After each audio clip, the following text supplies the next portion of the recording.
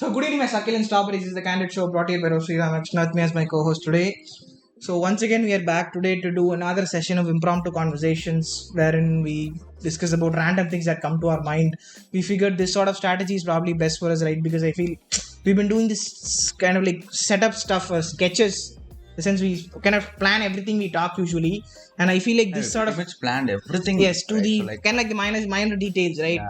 And I feel like that does not feel a lot more candid to the person who's watching as well.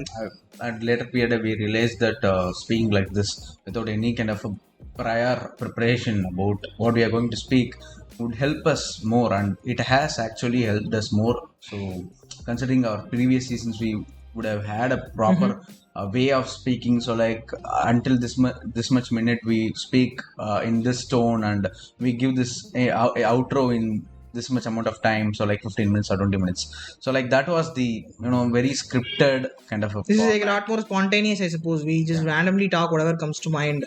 So yeah, so on that note, so the very first thing which I kind of wanted to shed light upon is probably on the idea of, I guess, so both of us, I recently downloaded Bumble, and I asked Krishna to download it as well. And I've had Tinder for a long time now, so I've been using it for quite a while. So I wanted to bring this up, this kind of like these ideas, because I wanted to kind of shed light on how dating is right now. Like, what is the scene? Because I've been on like only virtual dates and stuff, right? I don't know. Like, I like sit in cafes and You were stuff. asking about physical date. Yeah, obviously. Because I haven't experienced physical dates, so it's obviously something entirely different, right? Because virtual is nothing. We've been doing virtual for obviously literally for a year now. Pretty much a whole ass year we did purely virtual stuff.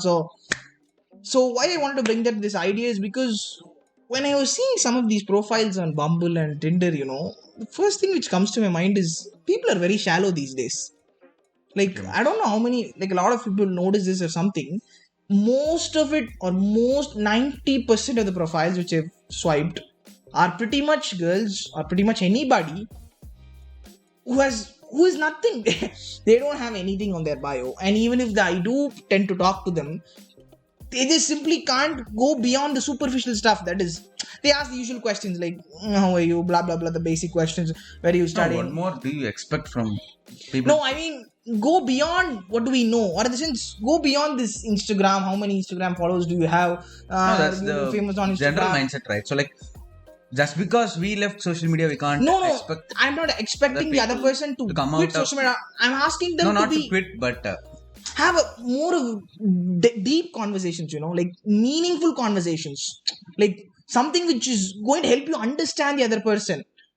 But most of the conversations right now only focus, obviously, the entire kind of like the idea of at least the north side of India, and especially Bangalore, especially kind of are more and more prominency in terms of hookup culture, I suppose. Like, yeah, probably. it's like, Yeah. I think metro cities, right? So yes, like, definitely. very And I much see, common. especially I see this most in Mumbai, right? You can see on the north side, especially, not Mumbai specifically, the entire North All India. the basically- metro cities, probably. Yeah. But I don't think Chennai is that way, right? Because I did live in Chennai. Even you spent a little bit part of your life in Yeah. Chennai. I don't think Chennai still has that hookup culture kind of like, I don't know what is that wave, I suppose. But Bangalore seems to have caught up on that wave, and pretty much and all of the profiles which I saw was pretty much they were looking for hookups. So I don't know. I guess the entire scene of dating has kind of transformed, I suppose, from a point where people don't want to find meaningful connections anymore, and people just look for time passes or. Yeah, it's probably like that. So like, you don't have any person in your life, and you want to explore what you can get or whom you can connect with.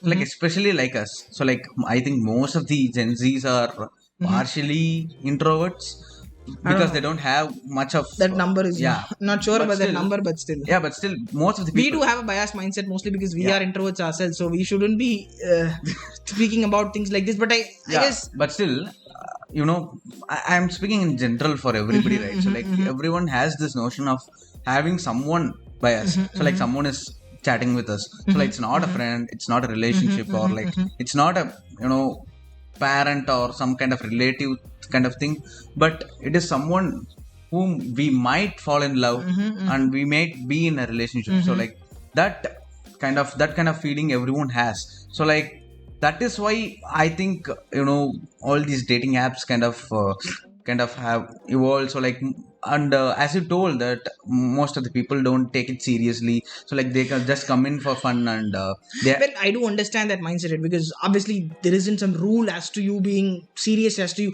There isn't anywhere written in the document that you have to only have serious relationships, then only come to this app. I understand that very well. But I kind of assume that the entire Gen Z as a whole, excluding us, they feel a lot shallow. It feels like they're just hollow people. They're just moving around in this planet Earth. They don't know what they're doing. I don't know.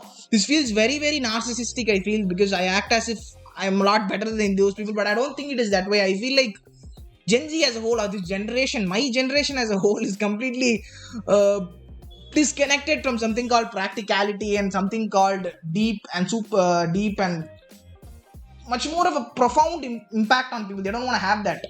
So I don't know. I feel like I'm an old guy right now blabbering about the younger generation, even though I do belong to the same generation which I'm talking about. yeah, but as you told, most of the people don't take it seriously and don't want a very serious connection. So like Which is understandable, all I have their suppose. own kind of problems in their They life. do have, A separate path, career, personal things and stuff. So like when it comes to a relationship, they don't take it seriously. But you can see if you are a person who doesn't have any kind of a relationship and you are looking for one, and if you come into such apps like Tinder and Bumble and etc.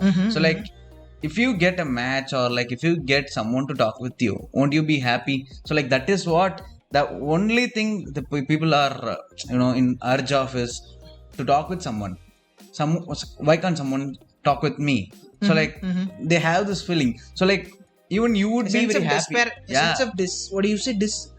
Sense of desperateness, I suppose, right? Yeah, they are very desperate for someone to talk with them. So like if some girl come and talks with you, you would be very happy, right? So like that is the only thing that most of the people are focusing on.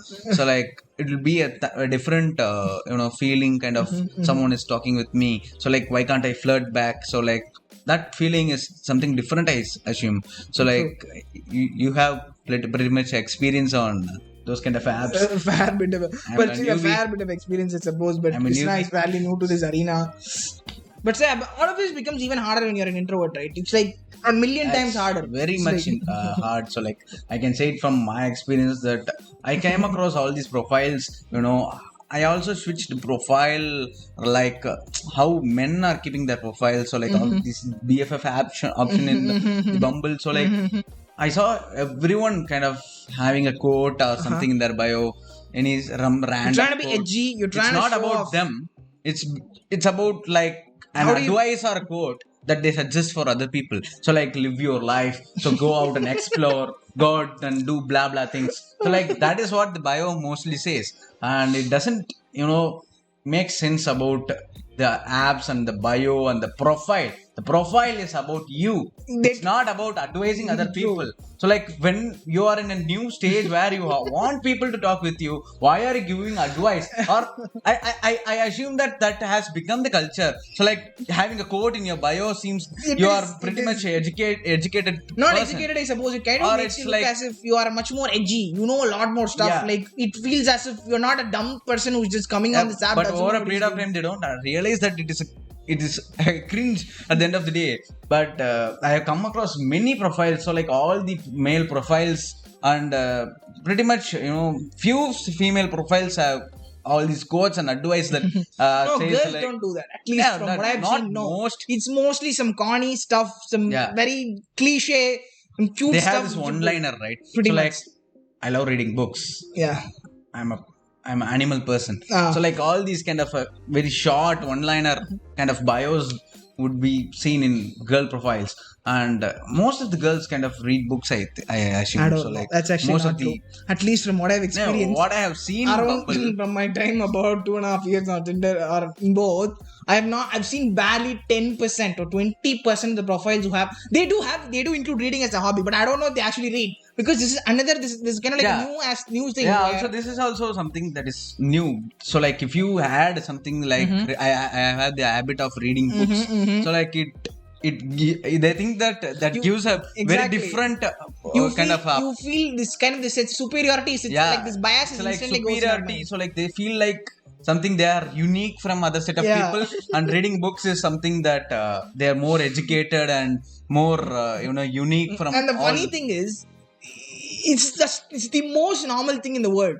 To be very frank with you, reading books is something very normal. It shouldn't but be they think that none of the Gen Zs are.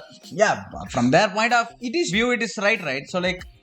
From their point of view, if you see most of the Gen Zs doesn't in reading books, so like most of them are playing games. We don't know that because probably someone in the comments will be right. No, I do read books. Why are you criticizing me? There's going to be that sort of a person in the comments. We can argue that you are one among 5% or 10% of the population. So like I'm saying that most of the people from their point of view, right? So like those people who kind of add reading books as a kind of a special kind of an aspect of the profile. Of personality. So, from their point of view, they see all the people around them, all their friends, and mainly because of the friends and all the circle they have, they think that most of the people doesn't read books, and actually, they play games like PUBG, and they keep on watching movies and series, and they only kind of put status on those and not reading books. They don't have this habit of reading books. So like that is why these people kind of think that reading books is something unique. Probably. So like they don't realize that they don't do something. I feel they assume that as if it is something which is to be, what do you say, kind of like brag about, I suppose, or show off, I guess. So that's, I guess we are going on a rant right now, as usual, ranting about stuff. I would say we are not part of Gen Zs, to be honest. We both are probably born in the wrong generation. We shouldn't have been born as Gen Zs, I feel. We are a bunch of old people who have lived through 100 years of our life, and we've done everything. I can talk about psychology, I can talk about fair bit of spirituality, I can give advice to people, I can do everything which a 50-year-old or 60-year-old parent does. I can do that. That's what we are pretty much doing. I don't know how we a 20-year-old are like this, whereas our counterpart Gen Zs right now are in bars and in clubs and dancing and vibing, and I don't know. I feel like we don't belong here. Exactly. We should probably be in the millennials. I don't know how the millennials are also. We'll probably see that in 8 or 10 years more when we belong to millennials. So that was a kind of... Also, speaking about all these dating apps, right? So like it is like a fun for everybody. So to come in and have a profile and post pictures. So like speaking about the pictures, I want to say one thing. All the girl profiles, right? So like they have this... I have seen this. Please, can you explain me about it? So like...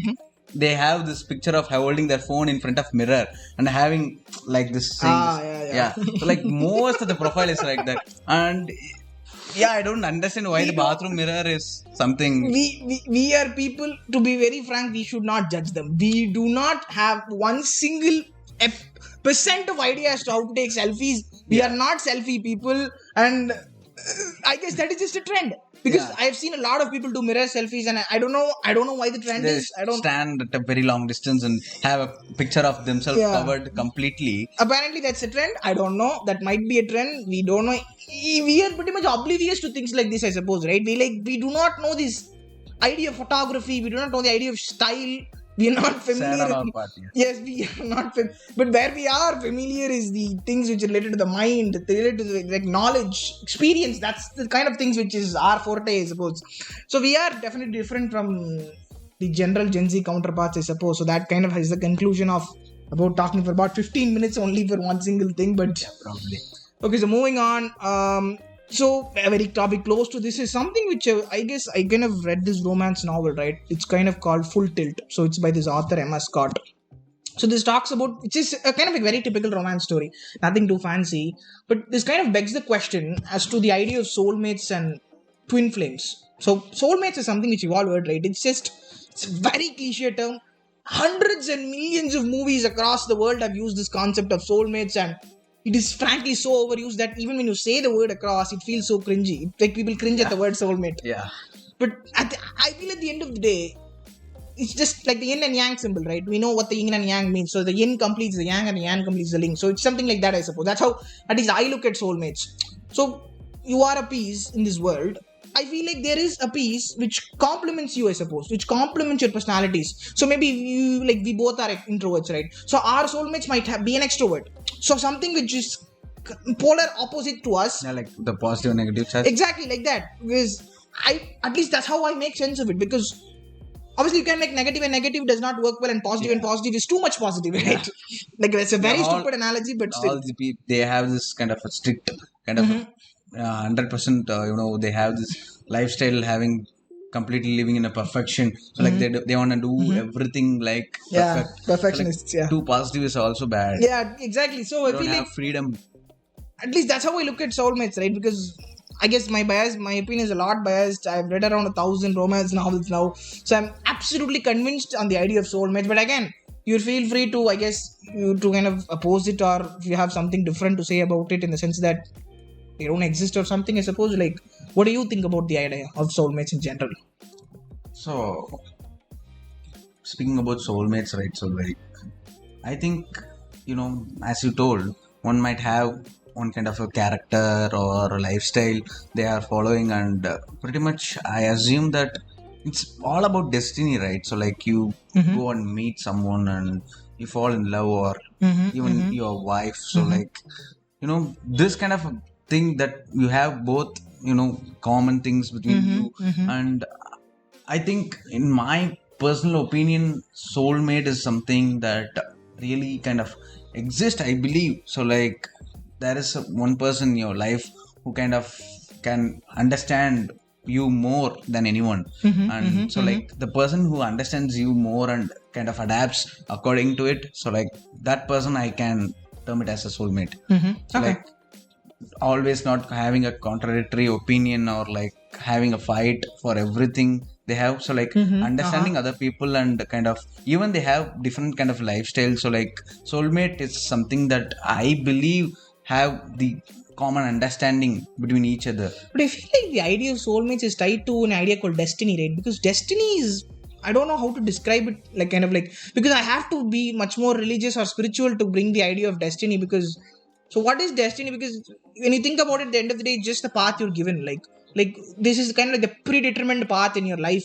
So the predetermined word begs a lot of questions. It begs the idea of a superior power or a higher power. Yeah. So again, the definition of it is very hazy. But as you told, what I think is that along your life, you'll probably meet someone. You'll probably meet somebody you fall in love with. I think that's your soulmate. That's it. I don't think you have to wait for that person. I don't think that one person. It's not about waiting, but the conflict between them. But fights and stuff like that happens in every relationship, right? Yeah, like it does not, and we've not. There isn't like a specific relationship where we specially call them as soulmates. Like we don't give that tag to people. Yeah. It's just kind of like a catchphrase which we use, which kind of like movies and novels have familiarized the idea. But at least that's how I feel, is that if you're in love and if you're happy, that's your soulmate. That's it. Yeah, I don't think. But I say that in soulmates, right? So like, people understand and they have probably much pretty less conflict. I guess that makes sense. Comparatively, there is much lesser conflict compared to two unrelated people, I suppose. Okay, that makes sense. So that was the kind of like the idea of soulmates, and we ranted about 15 minutes about the dating scene, which I want to talk since a long time actually. Another one of the small thing which I want to talk before I end is this. I saw this movie yesterday, this Hindi movie. This is called Chandigarh Kare Ashiki. That was the movie, right? It was kind of like a lot trending. A lot of people were kind of waiting for it because it had this very beautiful aspect of introducing LGBTQ people in this very beautiful light. Because we haven't had movies in the sense, at least in Bollywood especially, wherein specific attention or specific light is thrown upon these people. So this movie dealt with that idea beautifully, because that's obviously Ayushmann Khurrana he was the male lead, and Vani Kapoor was the female lead, and obviously it was very different. Did that movie have any kind of a position? So like, actually no. My mother asked the same question to me yesterday or today morning, because it was, I feel like since there was no opposition, mostly because of the fact that that movie did not offend anyone. Also, right, speaking about our people, our Indian people, right? So like, whatever you do, whatever you think, whatever the thing you show in movies, so like, they think that it is directly for them. They are being targeted. They are going to die. So like, they have this kind of a notion in their mind, and they always kind of attack someone who doesn't, some filmmaker who doesn't have true. something if he has content they're that attacking doesn't, yeah, that they're doesn't, quick to react to things, you yeah, know. They don't sit and analyze things mainly just like you told. religious and Exactly. Obviously, if religious sentiments were hurt, you would obviously see a much bigger response. they would comment also the movie you told about, right? So like they would comment about Mhm. so like why are you promoting these kind of stuff, this kind of destroys our culture, this doesn't Mhm. improve India, Mhm. it's destroying India, so like these filmmakers must be banned. But I So feel like, like we do need to have that talk, you know, like that talk has not yet come to India, because when you think in US politics, if you think about it, obviously there's left and right, right? The left obviously has support to LGBTQ, right? They are more so free in their reforms, so they have this tendency to support LGBTQ people. But the right, or since the right in the US politics it's have, pretty much inclined to the topic we are going to talk in future episodes, like woke culture. yes, pretty much. Yeah, we Cancel have that in culture. mind. Cancel culture, Yeah. all those things are very closely tied to this idea, I suppose. So I'm at least happy that a movie like this came out and people are actually having an open conversation, because actually, That's good. That's healthy, yes, right? So like there has to be these conversation. movies have to come, Exactly. and there is also a part of filmmakers who make these kind of movies with all these kind of important content for the people. So not only for LGBTQ, but I'm talking in general. So like they are True. having portrayed movie in a very serious kind of tone, and the subject is pretty much serious. So like, but they kind of end up offending some kind of a people. Yeah, So like the good example in recent times is the film J Beam, I think so. It's a lot So of like, controversy. so like even though they have these kind of hard hitting kind of subject, so like it's a must necessary kind of a subject in the society. So like all these kind of problems they face, but I don't understand why they kind of end up offending people, like, or is it the people's mistake? I think, I assume so, like getting It's hard. offended from everything, from even a small kind of a bit of Again, their again, I resemblance feel in like the movie. there is blame on both. I cannot like solely blame any one person in this, because Yeah, movies about all fake things, all are fake. you could But think about it that why way. couldn't you kind of add Yes, a true. resemblance or kind of a alternative to what you're going to say or what are you going to That add in this frame in the set? So that's like, true. yeah, but it's pretty much up to debate and about all these filmmakers and Yeah. those people who get offended and so like we must have a debate on this, I think so. It could be a healthy discussion. Yeah, maybe I might have one fewer more people, right? Because much more different opinions are obviously good for everything. So that is what else, Krishna? Anything new we've talked about? Like pretty much, Yeah. at least what I had in mind is what I came to talk about today. We spoke pretty much well, and I think you enjoyed the episode, and we spoke about all these dating apps. Yeah, and we did. Other, we spoke about all these movies and all these LGBTQ kind of things. So like it was a pretty good kind A of mix of experience. everything, a mix of fun and a mix of seriousness. You know. I think pretty much our future episodes should be like this. Yes, we'll try, because this is very difficult, to be very honest. Yeah. It have to honestly to come on spot with something. It's very difficult to think. It's difficult to be spontaneous when you're introverts, It's especially. also pretty much difficult for people who don't know. So like we have to think something unique, and we don't want to speak what we have spoken already not before, do the same. and repeating stuff, Not say the same story and over and over again, right? repeating It just stuff gets and, boring. so I think That's pretty much it. We've covered everything, I suppose, and it's like around 25 minutes or 23 minutes now, so that should be a good point to stop, I guess. So obviously regarding the YouTube side of things, so if you have any other comments, anything you want to share about this episode, we've talked about a lot of controversial opinions. Not a lot of people are going to agree to what we told in the first half of this episode. So it's basically our view on that's pretty all much this it, dating and all these kind of films and etc. and So, this is completely opinions at our the end of the day. opinion. That's it. Yeah. So there's nothing wrong or right in this. So yeah. So if you have anything to say about that, please drop a comment in the comment section and please like the video. We don't say like the video. This is the first time actually we're saying like this video, so please like it. And regarding the recommendations, so obviously you should check out the video which recently did about relationships. I suppose that was a very good video. Been giving that links over and over again, and we probably give some sort of box right now in my face. So that's another recommendation. And obviously regarding the Anchor, what else? Anchor is the usual stuff. So we'll give you the Anchor link, the link as well. So please go listen to on Anchor and Spotify as usual. You know the usual deal. So I guess that's pretty much it, I suppose, guys. Thank you so much. Thank you.